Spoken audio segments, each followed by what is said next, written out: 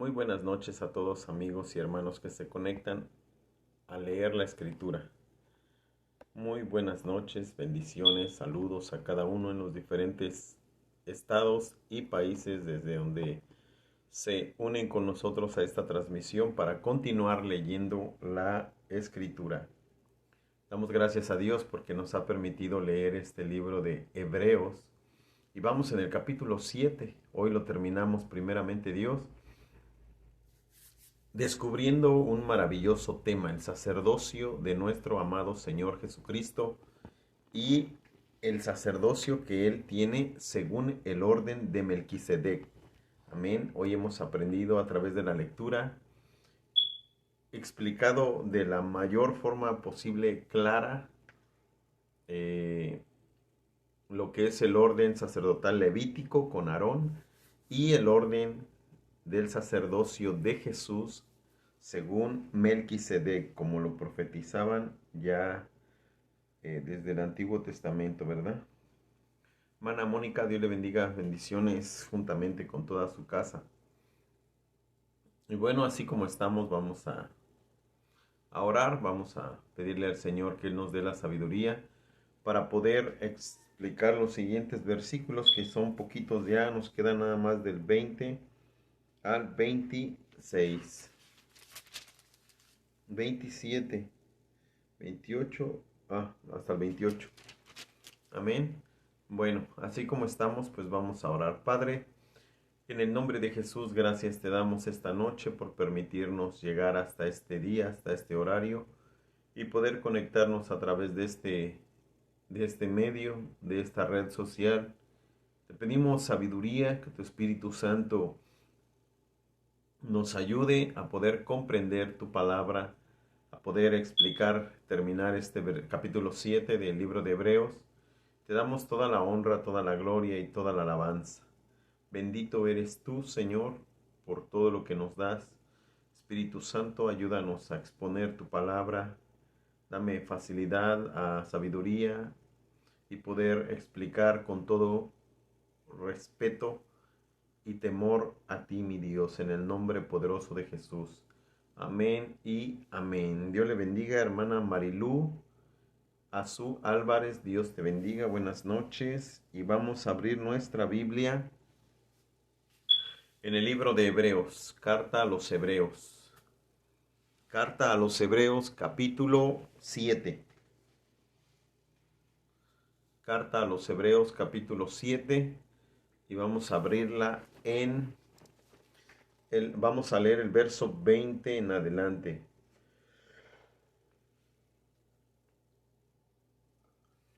Dice así la palabra de Dios.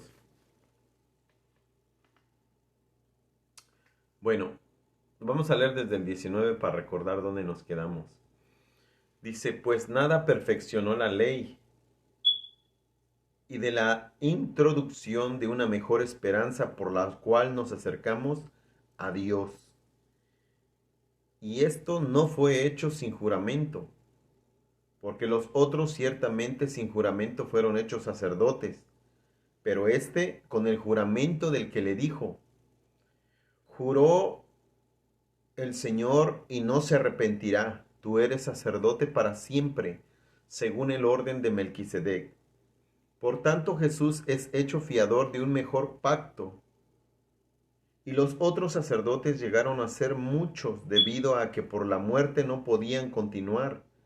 Mas este, por cuanto permanece para siempre, tiene un sacerdocio inmutable, por lo cual puede también salvar perpetuamente a los que por él se acercan a Dios, viviendo siempre para interceder por ellos. Porque tal sumo sacerdote nos convenía, santo, inocente, sin mancha, apartado de los pecadores y hecho más sublime que los cielos, que no tiene necesidad cada día, como aquellos sumos sacerdotes, de ofrecer primero sacrificios por sus propios pecados y luego por los del pueblo, porque esto lo hizo una vez para siempre, ofreciéndose a sí mismo. Porque la ley constituye sumos sacerdotes a débiles hombres, Pero la palabra del juramento posterior a la ley, al Hijo hecho perfecto para siempre. Bueno, pues hoy vamos a esforzarnos por terminar este capítulo, ¿verdad? Ya el día de ayer, ah, no, ayer fue viernes, ayer no hubo lectura, pero el día jueves hice un preámbulo histórico para entender claramente lo que es el sacerdocio levítico de la tribu de Leví, como con el sacerdote Aarón, ¿verdad? El primer sacerdote Aarón, el hermano de Moshe, de Moisés. Y también explicamos el jueves, lo que es el sacerdocio según el orden de Melquisedec, ¿verdad? Que es Jesús. Entonces, Jesús fue hecho sumo sacerdote por un juramento directo con Dios. Y esto no fue hecho sin juramento, porque los otros, hablando de los otros sacerdotes, de los sacerdotes levitas, dice, los otros ciertamente sin juramento fueron hechos sacerdotes. Ok, le explico esto. Los sacerdotes que fueron ordenados según el orden de Aarón, ellos eran sacerdotes sin juramento. Pero con Jesús, Él es un sacerdote en el cual hubo un juramento. Y el que juró por Él fue Dios mismo. Él es el que juró por su juramento de Jesús. Con el juramento del que le dijo, juró el Señor y no se arrepentirá. Tú eres sacerdote para siempre según el orden de Melquisedec. Ok.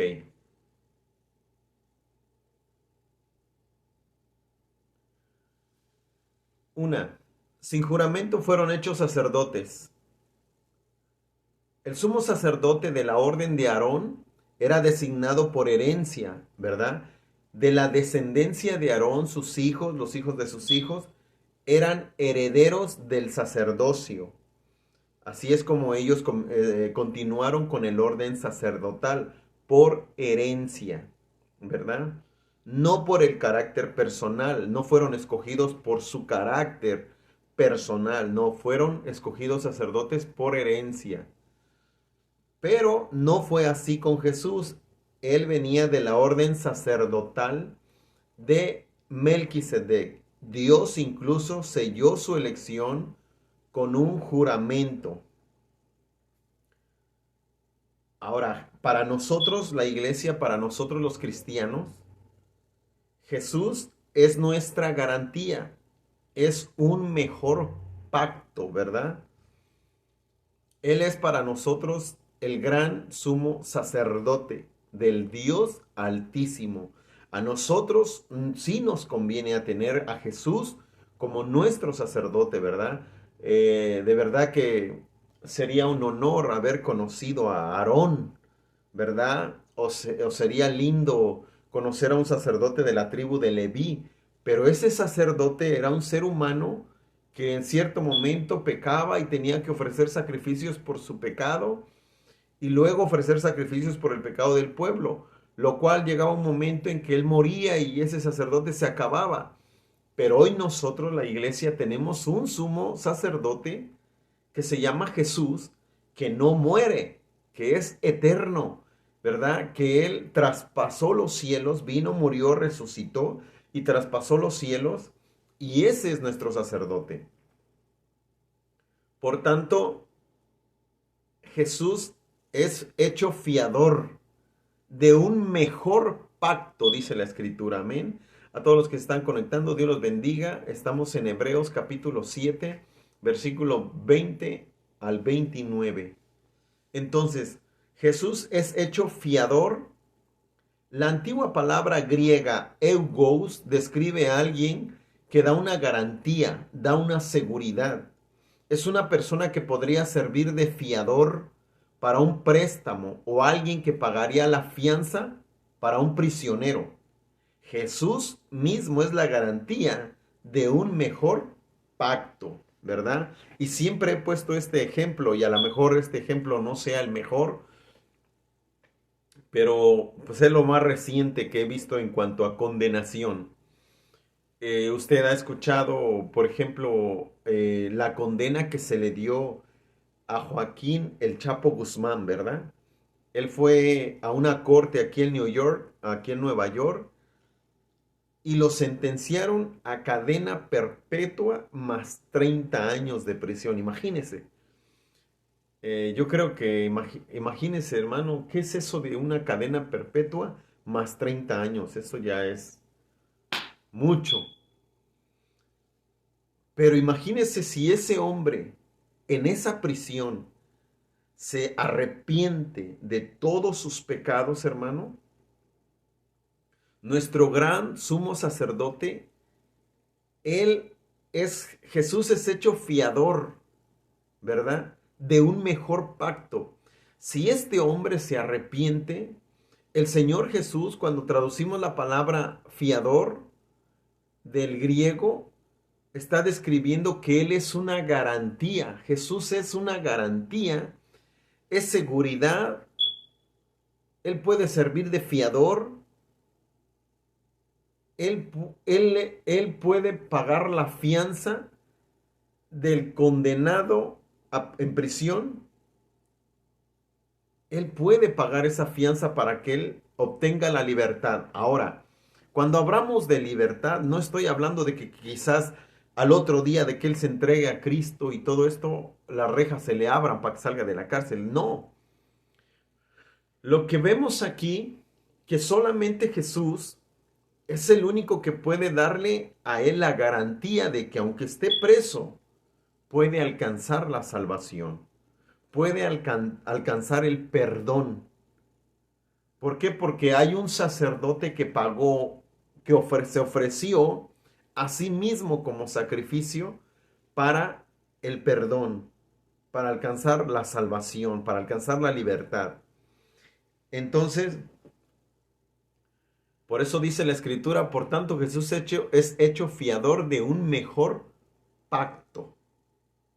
Lo cual, imagínese, si este hombre preso y tuviera que ir a un templo a llevar un cordero, a llevar un animal al sacerdote para que el sacerdote lo ofrezca en sacrificios, no podría. No podría porque se encuentra preso, condenado, aislado. Mas sin en cambio Jesús, estemos donde estemos, mientras nosotros, como dice la Escritura, un corazón contristo y humillado, yo no lo desprecio. Entonces, si este hombre, Joaquín, se humilla delante del Señor, el Señor es la garantía de que Él puede darle la libertad estando preso, el perdón y la salvación. Un mejor pacto. ¿Por qué dice un mejor pacto? Dice, el viejo pacto, tenía un mediador. ¿Quién era el mediador del viejo pacto? Cuando decimos viejo pacto, estamos hablando de la ley que se le entregó a Moisés. Entonces, el viejo pacto tenía un mediador. ¿Quién era ese mediador? Moisés. Pero no había nadie del lado del pueblo que garantizara el pacto. Moisés no era una garantía. ¿Por qué no era una garantía Moisés? Porque tarde o temprano Moisés iba a morir. ¿Y dónde se quedaba el mediador del pacto?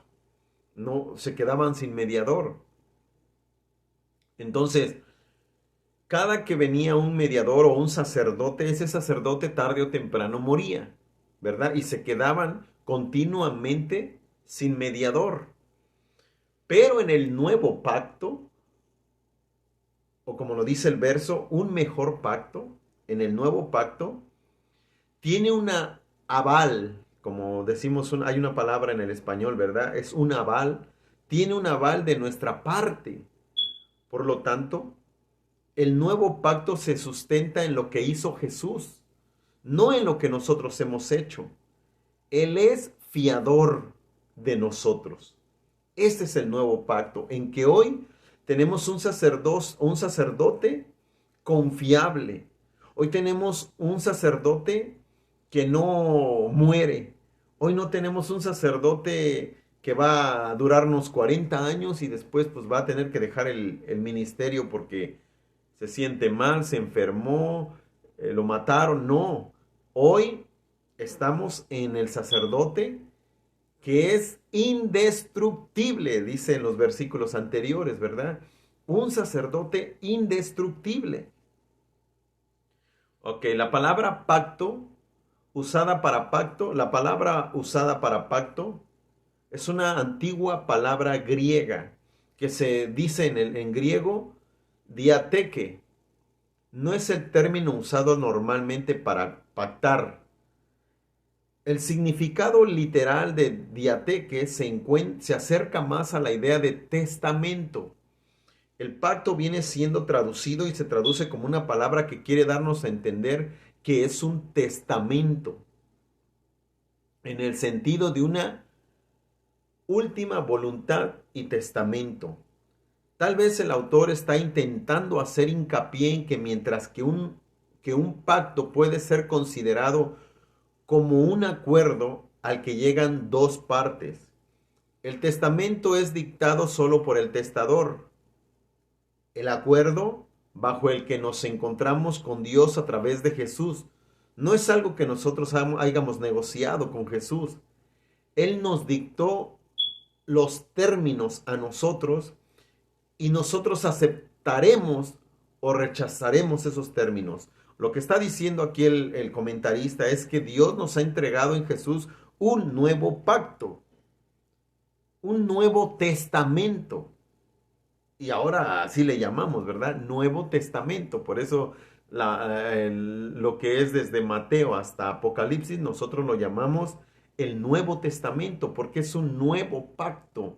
Ahora, nosotros podemos tomarlo o podemos rechazarlo. Quizás usted se dio cuenta que en el video anterior estaba por ahí una muchacha que no estaba de acuerdo, ¿verdad? En la enseñanza. Incluso ella escribió, ¿verdad? Que ella no estaba de acuerdo con lo que yo estaba explicando. ¿Por qué ella no está de acuerdo, hermanos? Porque ella todavía cree que debemos de guardar la ley, ¿verdad? Pero ¿qué dice el apóstol Pablo, hermano, en la carta de Romanos, en las cartas de Corinto, en la carta de Gálatas? Dice, oh Gálatas insensatos, ¿quién los fascinó? En otras palabras, quién les volvió a lavar el cerebro para que vuelvan a la esclavitud de donde han salido? ¿Por qué? Porque la ley, hermano, se dio cuenta que yo le pregunté cuántos mandamientos de la ley son y ella dijo 10. Y la ley tiene 613 estatutos, preceptos y mandamientos. No son 10. Ahora, otra cosa que la muchacha dijo es que en las tablas solamente hay 10 mandamientos. Esto no es cierto. Esto es un error. En las tablas, hermano, que el Eterno escribió con su dedo, con su puño y letra, no eran 10 mandamientos. 10 estaban en la parte de enfrente, que son como la constitución, la base de la constitución del pueblo de Israel, los 10 mandamientos, 10 misbot. Pero los eruditos judíos, los rabinos judíos, dicen que a espaldas de las tablas de Moisés, porque no eran unas tablitas así, hermano, eran unas tablas grandes. Ahora, los rabinos dicen, hermano, que en la parte trasera de las tablas, de las piedras, perdón, donde se escribieron los 10 mandamientos, en la parte trasera estaban todos los demás mandamientos. Pero esto la iglesia cristiana no lo sabe. Muchos pastores, muchos maestros de las congregaciones no lo conocen, no lo saben.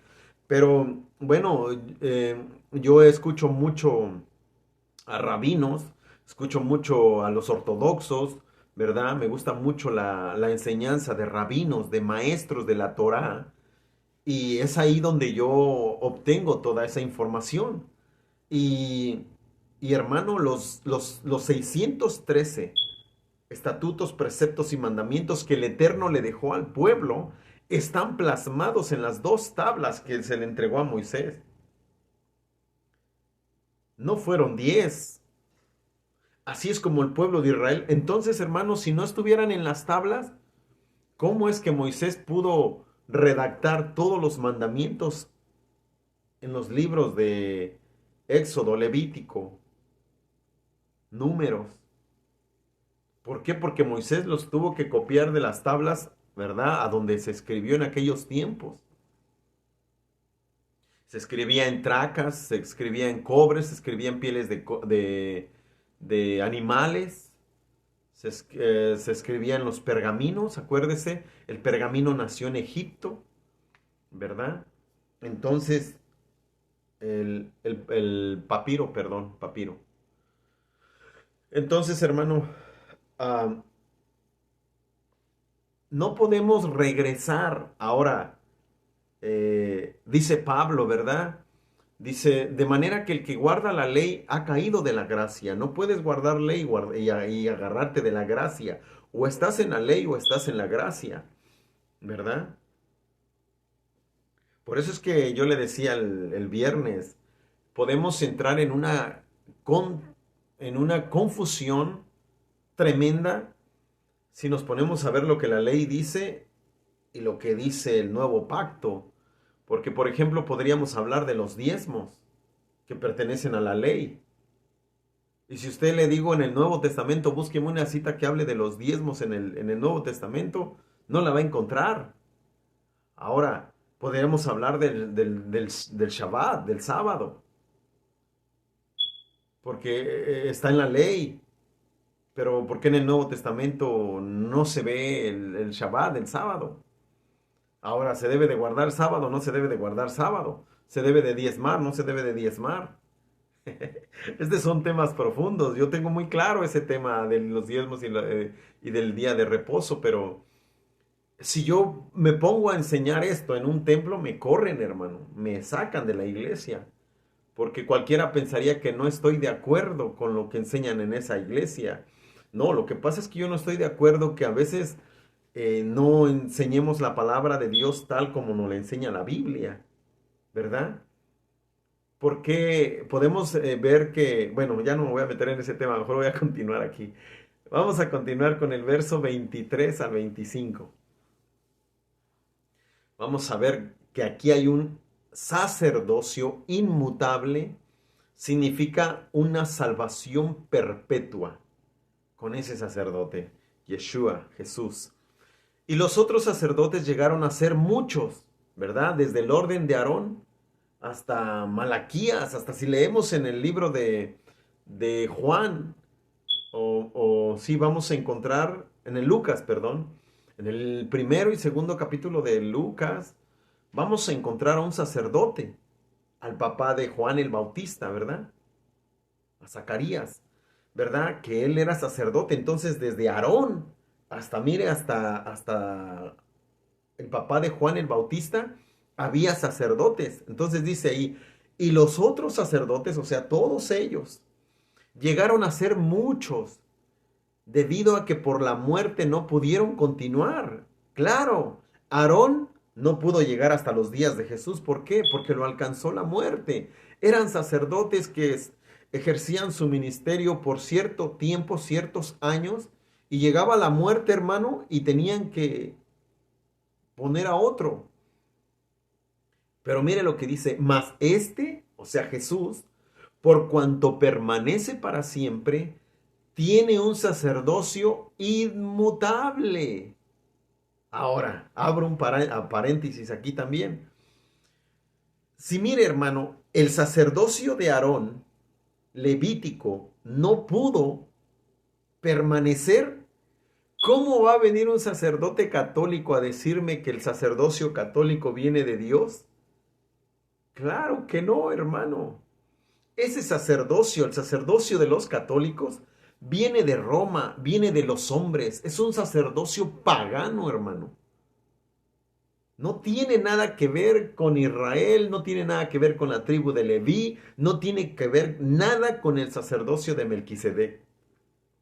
Nada, absolutamente. Por eso dice aquí, mas este Jesús, por cuanto permanece para siempre, tiene un sacerdocio inmutable, no cambia su sacerdocio, por lo cual puede también salvar perpetuamente a los que por él se acercan a Dios, viviendo siempre para interceder por ellos. Ahora mire qué importante. Dice ahí ese versículo, hermano, que Jesús es el sacerdote que está intercediendo por nosotros. ¿Y qué dicen los sacerdotes católicos que hacen ellos? Que interceden por nosotros. ¿Y qué dice que hacen las imágenes por nosotros? Que interceden, ¿verdad? Por nosotros. ¿Qué dicen que hace María la Guadalupana? Que intercede por nosotros. Mentira del diablo. Nunca la Biblia dice que María intercede por nosotros. Ni ningún sacerdote, ni siquiera nada. Nadie, solamente Jesús. Él es. Por eso cuando María, la madre de Jesús, fue a los criados y les dijo, hagan todo lo que Él les diga. No dijo yo, a ver, yo voy a hacer el vino. No, no, no, no. Hagan todo lo que Él les diga. Jesús es el que merece toda la gloria. El sacerdocio bajo la ley de Moisés cambiaba constantemente, por lo que podía ser mejor o peor a través de los años. A los que se están conectando, estamos en en Hebreos 7 del 20 al 29. Entonces,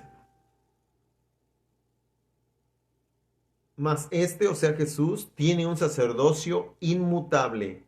Jesús nunca morirá. Nunca. Él resucitó y está sentado a la diestra del Padre, es eterno, es inmutable. No tenemos que preocuparnos porque vaya a ser reemplazado por un mal sacerdote. No tenemos que estar preocupados, ¿verdad? De que, ay, si Jesús deja de interceder, si se hace viejito en el cielo y se muere, ¿quién va a interceder? Nadie, no, hermano.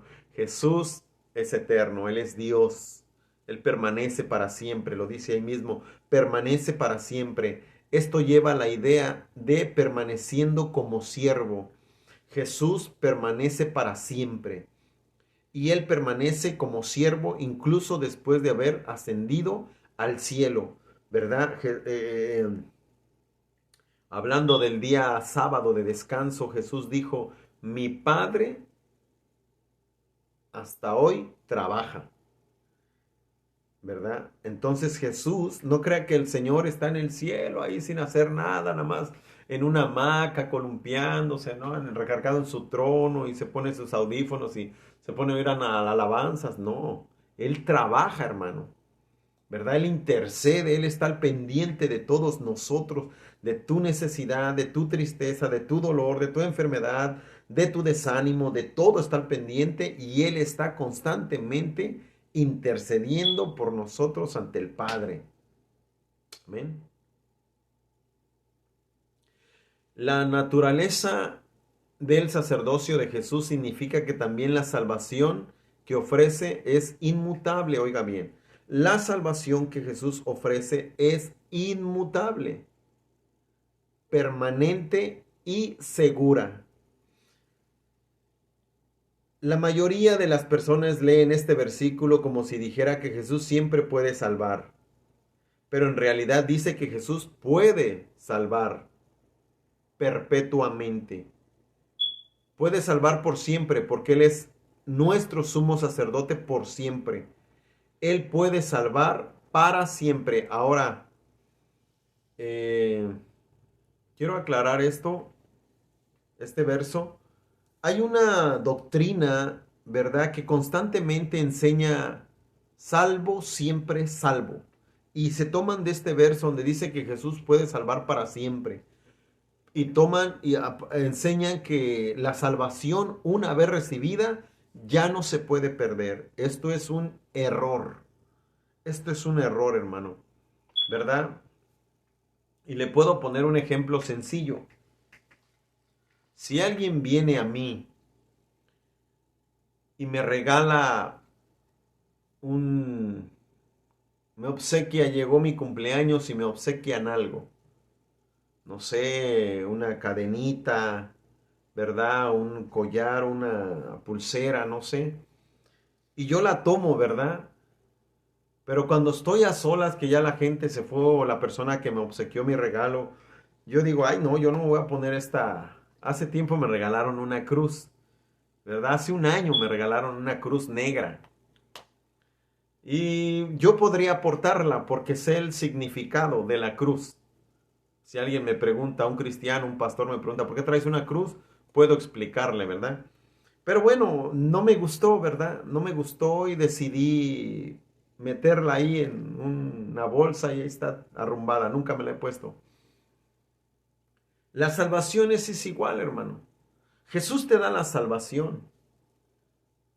Ahora, la salvación la tienes mientras permaneces en Cristo.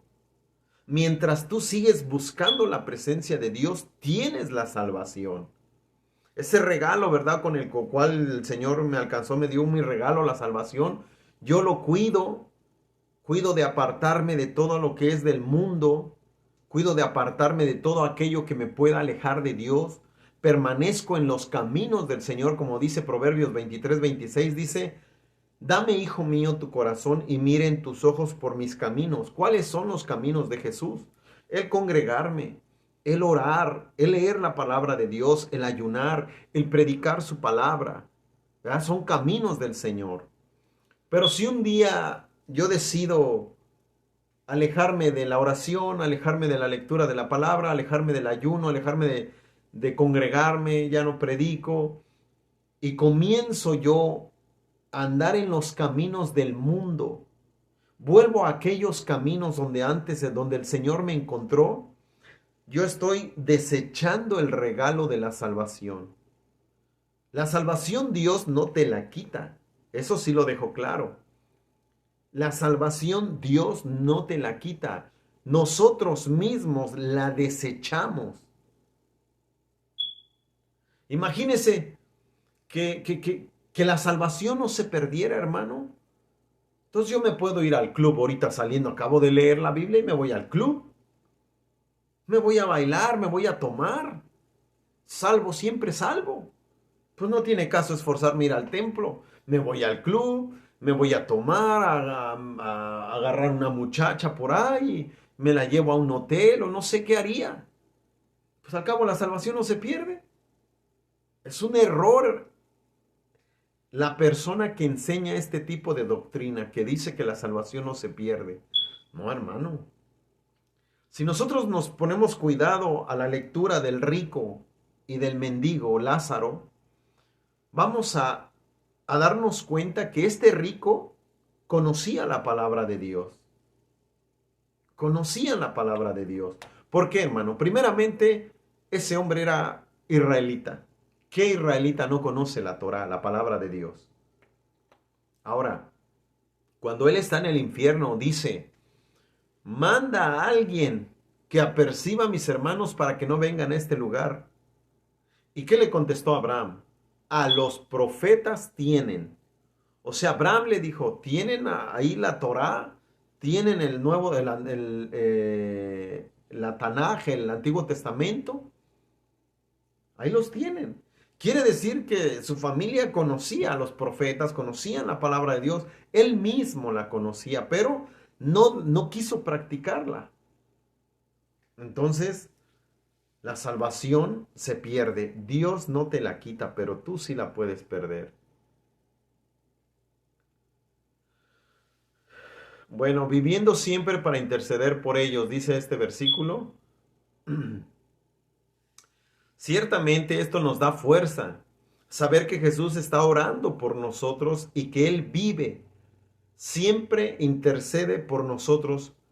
¿Cómo habrá animado esto a los judíos cristianos que sentían deseos de renunciar a su vida cristiana? Recordemos que lo que estaba pasando con los hebreos, hermano.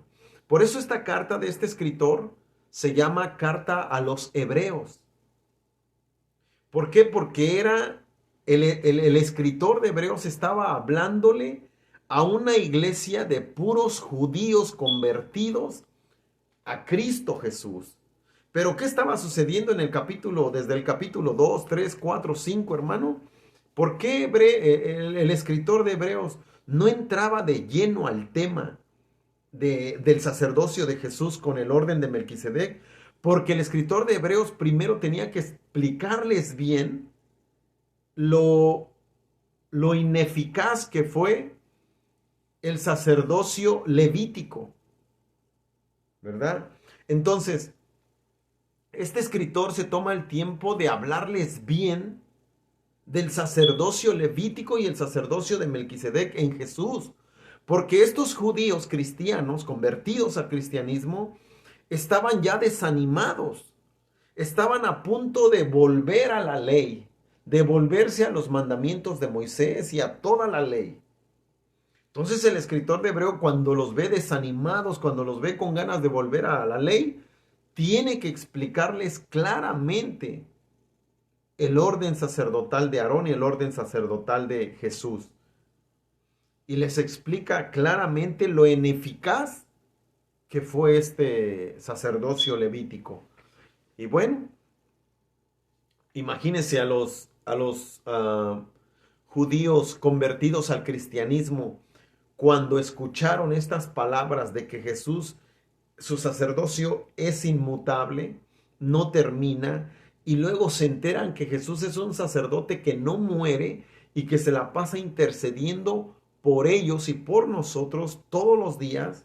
Esto alentó, cobró ánimo en la vida de estos judíos, ¿verdad? Que estaban a punto de renunciar a la vida cristiana en Jesucristo. Romanos 8, 33 y 34 dicen así: ¿quién acusará a los elegidos de Dios? Dios es el que justifica. ¿Quién es el que condenará? Cristo es el que murió, más aún el que resucitó, el que está a la diestra de Dios, el que también intercede por nosotros, dice Romanos 8, 33 y 34. Jesús intercede por ti y por mí. Ahora, hermano, muchos hermanos hoy a lo mejor no son judíos, ¿verdad? Y no están queriendo volver a la ley. Pero hoy, hermano, habemos muchos cristianos que en cierto momento de nuestro caminar con Cristo hemos pecado. Hemos pecado, hermano, hemos fallado. Hemos hecho cosas que ya con conocimiento de la palabra de Dios, ya teniendo años en el Evangelio, hemos cometido errores, hemos cometido pecados. A veces yo no estoy de acuerdo, no estoy muy de acuerdo cuando, por ejemplo, tú cometes un pecado. Un ejemplo, tienes un cargo en la iglesia.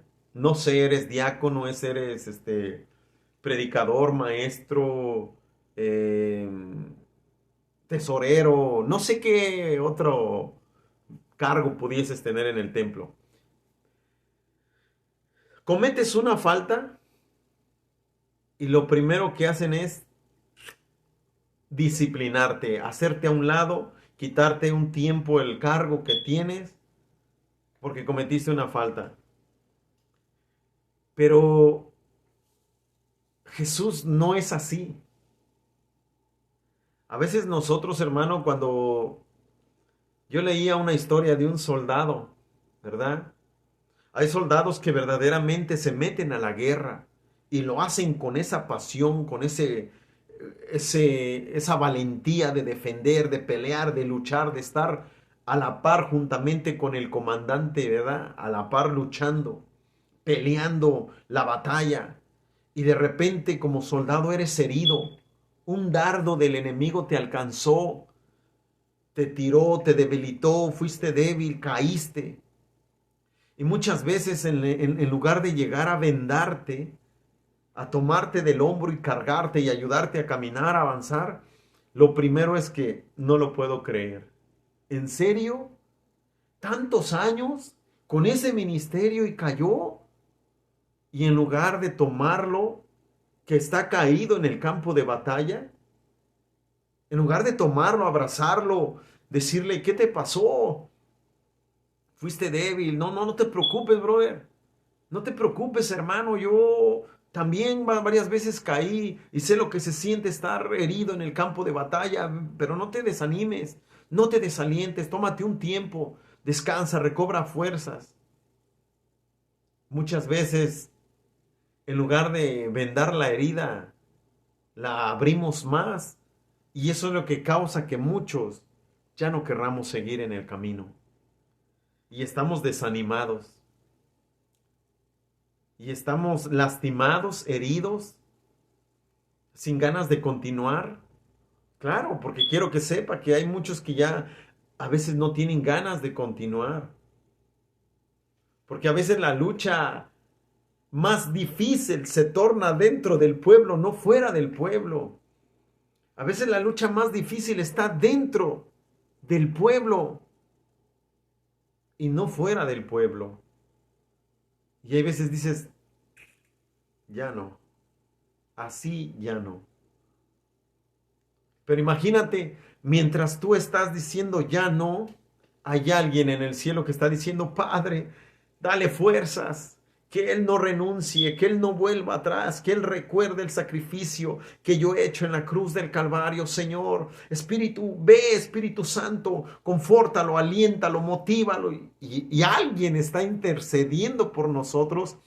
Y lo más hermoso, hermano, es que no es un hombre cualquiera. Es Jesús el que intercede por nosotros. Y eso debería de alentarnos. Debería de hacernos sentir especiales, que Jesús no se olvida de nosotros, aun cuando a veces Jesús nos mira ya alejados de su camino. Y a veces yo creo que Jesús no solamente intercede por nosotros, sino que Él llora por nosotros. Y el Espíritu Santo dice que intercede por nosotros con gemidos indecibles. Quiere decir que el Espíritu Santo se duele tanto por ti y por mí. Cuando nos ve caídos, cuando nos ve lejos de su presencia, se duele tanto que gime con gemidos indecibles por nosotros. Nuestro bendito Señor está intercediendo por nosotros, pero de ninguna forma intenta apaciguar a Dios. Todo lo que el santo ser de Dios y su gobierno justo podría pedir fue satisfecho en la cruz completamente y para siempre. La intercesión de Jesús por nosotros no es cuestión de aplacar a un padre enojado que quiere destruirnos, no. Dios no está ahí con su látigo ya a punto de destruirnos, ¿verdad? Y Jesús, no los destruyas, no. No, no es eso. El Padre nos ama. Pero sin duda el juicio de Dios es inevitable, hermano. Pero estoy seguro que más de una ocasión, y lo digo porque me recuerdo de Moisés. ¿Se acuerda cuando Moisés intercedió por el pueblo, cuando el Eterno estaba dispuesto a barrer con todo el pueblo de Israel? Precisamente cuando le estaba entregando los 10 mandamientos, la tabla de la Torá, los mandamientos a Dios, a Moisés. Cuando sucedió eso, ¿cómo estaba el pueblo? Y Dios estaba casi a punto de exterminar a Israel. ¿Y qué hizo Moisés? Destruirá. ¿Qué van a decir los pueblos de que los sacaste de Egipto para matarlos? No. Entonces Dios, hermano, sin duda alguna en este tiempo, estoy seguro que Él ya hubiese querido ejecutar su juicio sobre la humanidad. Pero Yeshua, Jesús, espérate un momento. Espérate unos días más. Es que hace falta que aquel se ponga cuentas conmigo. Hace falta que aquel, que aquella vengan y estemos a cuentas nuevamente. Porque Él intercede por nosotros.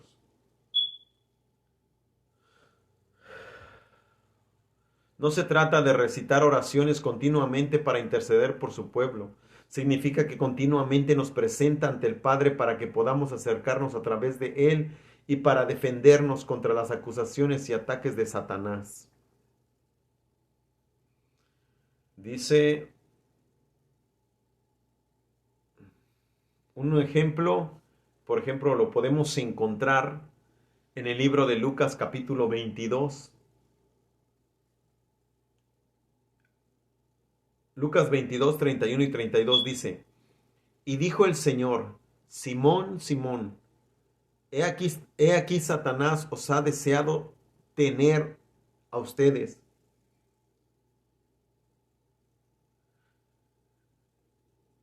perdón. Dijo, Simón, Simón, he aquí Satanás os ha pedido para zarandearos como a trigo, pero yo he rogado por ti para que tu fe no falte y cuando te conviertas, fortalece a tus hermanos. Ahí vemos un claro ejemplo de cómo Jesús intercede por nosotros. Porque imagínense, Satanás había ido, estoy seguro, al Padre como lo hizo con Job. Había ido al Padre a pedir que le diera permiso de zarandear, de probar, de hacer algo con Pedro, pero Jesús no se lo permitió. Dijo, yo he rogado al Padre que te fortalezca. Y aún así, ¿se acuerda que Jesús le dijo a Pedro de qué forma iba a morir?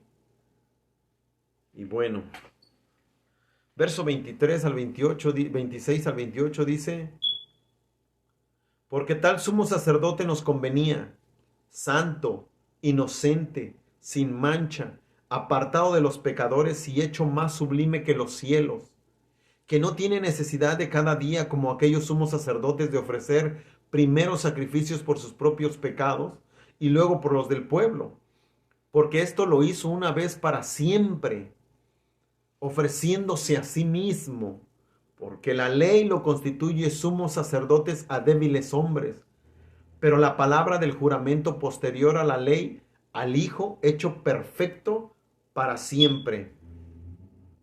Los sacerdotes bajo la ley de Moisés no tenían el carácter personal del Hijo de Dios. Jesús es santo y es inocente, sin malicia y sin engaño, sin mancha, apartado de los pecadores, en el sentido de que no compartía su pecado. Jesús es muy superior en su carácter personal que cualquier otro sacerdote terrenal. Amén. Jesús es extremadamente superior a cualquier sacerdote que haya existido en todo el tiempo del servicio levítico. Entonces, hermano, ahora un punto importante. Jesús vivía apartado de los pecadores, pero no de las, o sea, lo que está diciendo es que Jesús no participaba del pecado de los pecadores. No es que Jesús nunca se juntó con los pecadores, como a veces hay muchos cristianos que malentienden esto, ¿verdad? Hace tiempo recuerdo que pues yo trabajaba en un club, ¿verdad? Y pues en un club que hay mujeres, hombres, borrachos, adúlteros, de todo. Y yo cocinaba ahí, ¿verdad? Yo hacía tacos y los ordenaban en la barra y entraban a la cocina, me decían, ¿quieren tantos? Y ya yo los hacía y se los llevaba a la mesera, a la muchacha que estaba en la barra y ella los entregaba. Entonces una ocasión una hermana hizo un comentario y me dijo, hermano, usted no debería de estar ahí, sirviéndole a los impíos. Usted es un hombre de Dios, no tiene que estar ahí sirviéndole a los impíos.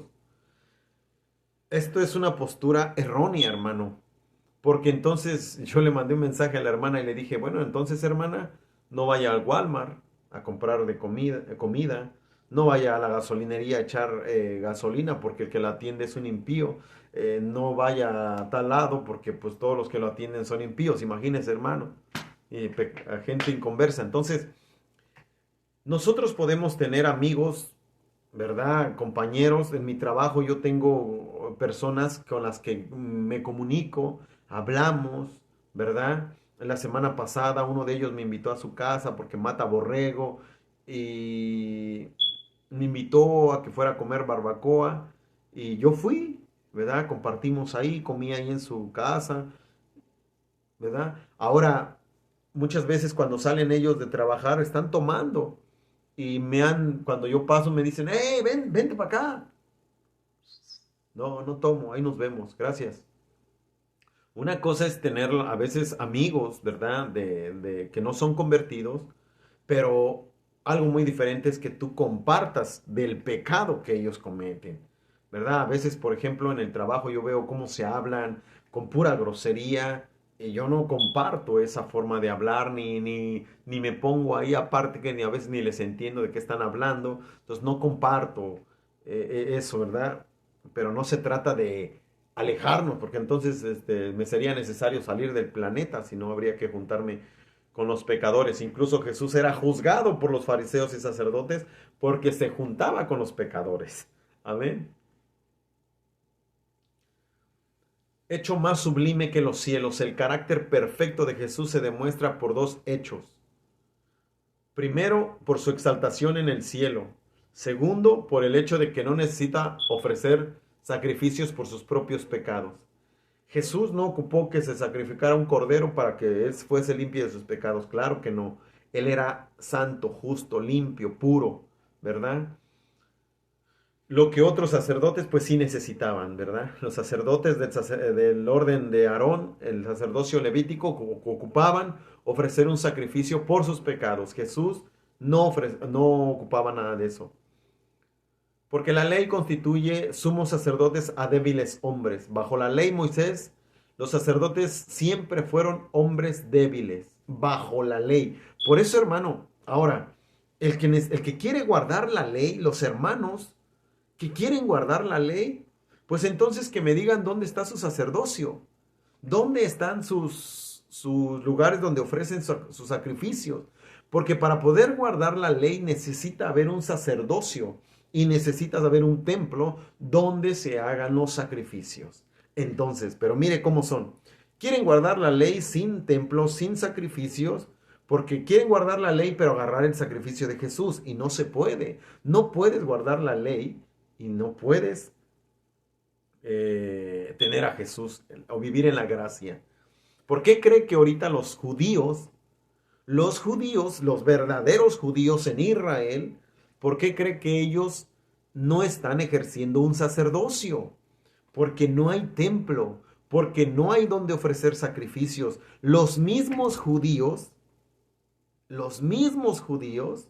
no tienen templo y no tienen donde ofrecer sacrificios. Siguen guardando la ley, pero la guardan incompleta porque no están ofreciendo sacrificios. ¿Qué sacrificio ofrecen ellos por su pecado ahorita los judíos? No ofrecen sacrificios. Ahora miren, estos judíos verdaderos, israelitas, guardan la ley, guardan el sábado, pero no tienen un templo, pero tampoco recibieron a Yeshua. Y miren los que quieren aquí, los gentiles, los que de otros países, quieren guardar la ley, no ofrecen sacrificios, no saben ni guardar la ley, no tienen un templo, pero sí quieren creer en Jesús. Quieren a Jesús y quieren la ley. No se puede. Dice Pablo, el que guarda la ley ha caído de la gracia. No se puede guardar ley y a la misma vez estar en la gracia. No se puede. Entonces, el sacerdocio levítico eran hombres débiles, pero Jesús es el Hijo hecho perfecto para siempre. Porque Él es el sumo sacerdote perfecto. Él pudo ofrecerse a sí mismo como un sacrificio perfecto por nuestros pecados. Jesús está perfectamente calificado para ser nuestro sumo sacerdote perfecto para siempre, dice ahí el versículo 29. Para siempre. Entonces, hermano, que no venga el católico a decir que nuestro sumo sacerdote es el Papa. Mentira del diablo. Eso que se lo traguen ellos, pero nosotros, hermano, sabemos que el único gran sumo sacerdote o sacerdote del Dios Altísimo es Jesucristo. Un título que ahorita me he estado dando cuenta que se lo están atribuyendo ya ahora no al Papa, sino al sacerdote Luis Toro, que por ahí anda predicando. Ahora dicen que él es sacerdote del Dios Altísimo. Y él lo acepta. Cuando él lo acepta, hermano, está quitándole la gloria, la honra a Dios. Y deseo con todo mi corazón que ese hombre sea alcanzado, hermano. Que Dios lo toque. De verdad, a veces oro por él. Le pido a Dios que lo toque, que haga algo en él, pero ese hombre que se convierta, que un día él mismo caiga en una confusión y diga, la Biblia dice esto y yo ando diciendo otra cosa. Así es que oremos, hermano, por esa gente que se levanta en contra de la doctrina de Cristo Jesús. Y tengamos mucho cuidado de hacer cosas, hermano, porque estaba yo viendo un video de un católico que saca a la luz a un pastor, muy conocido ese pastor porque es muy violento al hablar, muy fuerte habla, ¿verdad? Y él saca a la luz los textos que este pastor le mandó, ¿verdad? Y el cómo se ha movido ese pastor y de verdad que pues sí me dejó sorprendido. Digo, a veces nosotros mismos le damos herramientas al diablo para que nos ataque y con verdades. Entonces tengamos mucho cuidado cómo nos movemos, dónde nos movemos, con quién nos movemos. Y que tenga usted una excelente noche, que Dios le bendiga. Gracias por su atención. Mil bendiciones. Dios mediante, mañana estaremos aquí. Y si no, hasta el lunes, hermanos. Que Dios le bendiga. Buenas noches. Saludos a todos.